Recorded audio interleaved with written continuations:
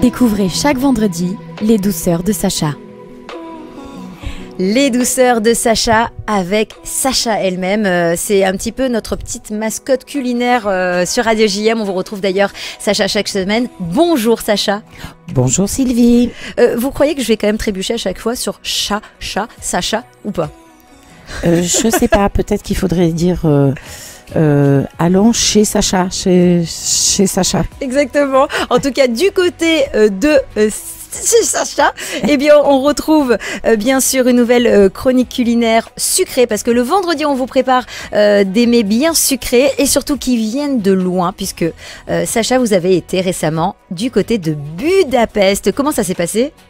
Écoutez Sylvie, c'était extraordinaire. J'ai vraiment adoré cette ville. Bon, je vais pas faire tout mon parcours, mais la Sina, le sol pleureur avec le nom de tous les déportés inscrits sur chaque feuille, le musée, une grosse émotion en fait. Et puis se retrouver dans un quartier où on peut aller dîner au Mazel Tov, au Balagan ou chez Meshuga. C'est incroyable. On a l'impression d'être à Tel Aviv en fait.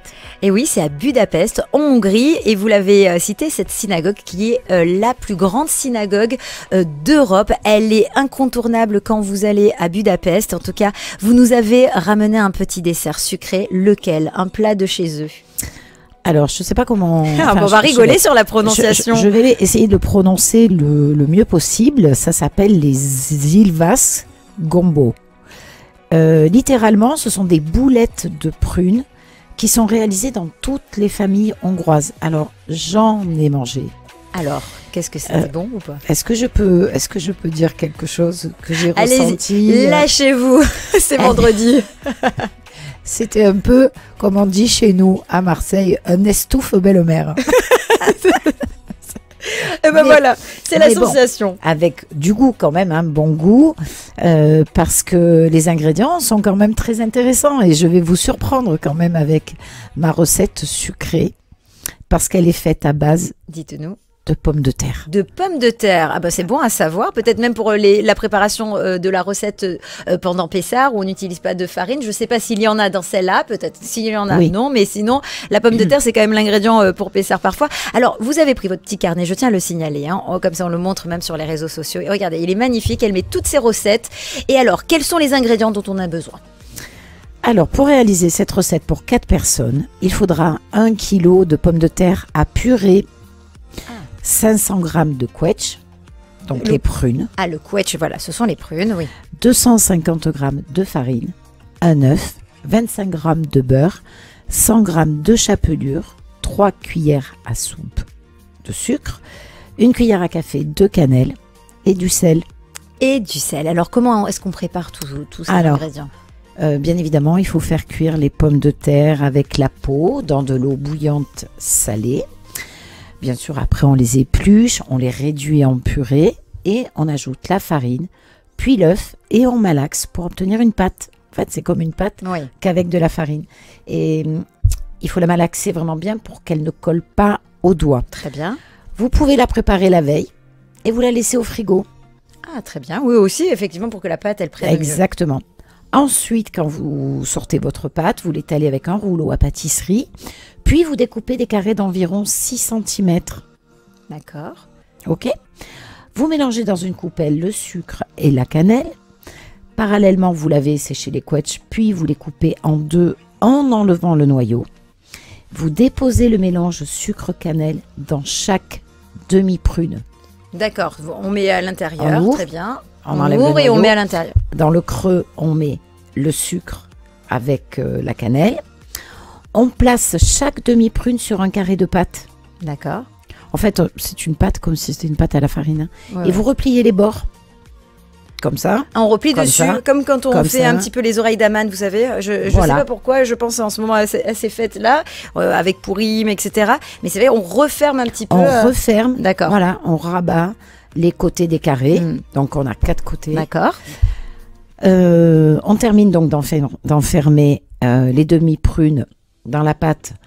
Après, une fois qu'on a bien refermé, on fait comme ça, on constitue une boule. Très Parce bien. que c'est vrai que ça se présente sous forme de boules. Ouais. Et vous les déposez sur une planche farinée. Dans une grande poêle, vous versez la chapelure, vous ajoutez le beurre et vous laissez griller en remuant. Pour la chapelure, hein, bien sûr, on le fait version cachère, etc. On peut la trouver évidemment. Hein. Oui, bien On peut évidemment. la faire soi-même. De toute manière, c'est vrai que je dis pas toujours, mais le vin, quand je dis du vin blanc, c'est parce qu'on sait qu'il y a du vin blanc cachère. Tout est cachère dans mes ingrédients. Hein. Dans une grande poêle, donc vous versez la chapelure, vous ajoutez le beurre et vous laissez griller en remuant de temps en temps.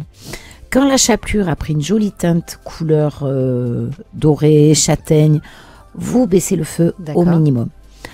Vous mettez à frémir une grande quantité d'eau salée, Oui. puis vous y plongez vos boulettes de prunes, en plusieurs fois afin qu'elles ne collent pas entre elles. Après 3 ou 4 minutes, elles remontent à la surface. Vous attendez encore 1 à 2 minutes en les tournant délicatement avec une spatule, puis vous les retirez. Vous les laissez égoutter au-dessus de la casserole, puis vous les disposez directement dans la chapelure grillée.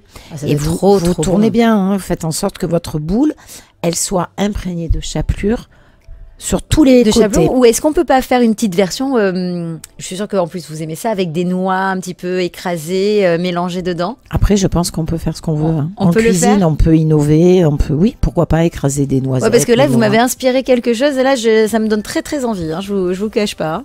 Voilà, bah écoutez, une fois que vos boulettes sont recouvertes de chapelure, de pelure, d'écrasé de noisettes, de noix, de ce que vous voulez, vous les servez bien chaudes. Ah, chaude, hein, c'est ça. Chaudes. Très très bien. Voilà. Et moi, c'est ce que j'ai mangé à Budapest.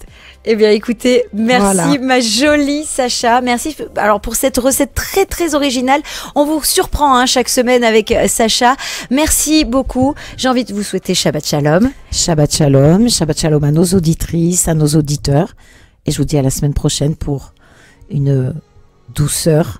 Aïe aïe aïe, qui nous viendra, on verra. On verra. De loin ou pas.